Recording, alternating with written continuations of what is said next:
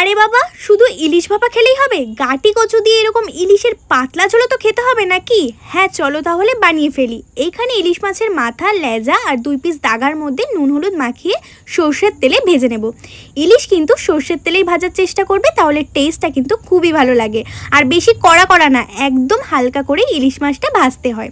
তো এই তো আমার মাছ ভাজা হয়ে গেছে, এবার সবগুলোকে নামিয়ে নিচ্ছি।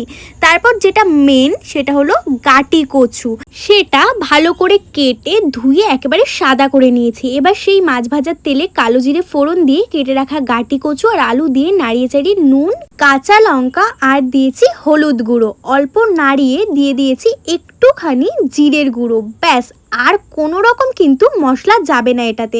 ভাজা হয়ে গেলেই ঝোলের জন্য জল দিয়ে দেবো, একটু বেশি করেই দিয়েছি যাতে পাতলা ঝোল হয়। তারপর ভাজা মাছগুলোকে দিয়ে ঢাকা দিয়ে সব কিছুকে সেদ্ধ করে নেব। ঢাকনাটা খুলে ঝোল ভালো করে ফুটিয়ে নামিয়ে নিলেই কিন্তু রেডি হয়ে যাবে আমাদের গাটি কচু আলু দিয়ে ইলিশের পাতলা ঝোল। এটা খেতে কারা কারা পছন্দ করো গো আমার মতো, কমেন্ট করে কিন্তু জানিও। আর আজকের ভিডিওটা ভালো লাগলে একটা লাইক করে চ্যানেলটা কিন্তু সাবস্ক্রাইব করতে ভুলো না। দেখা হচ্ছে নেক্সট ভিডিওর সাথে। টাটা।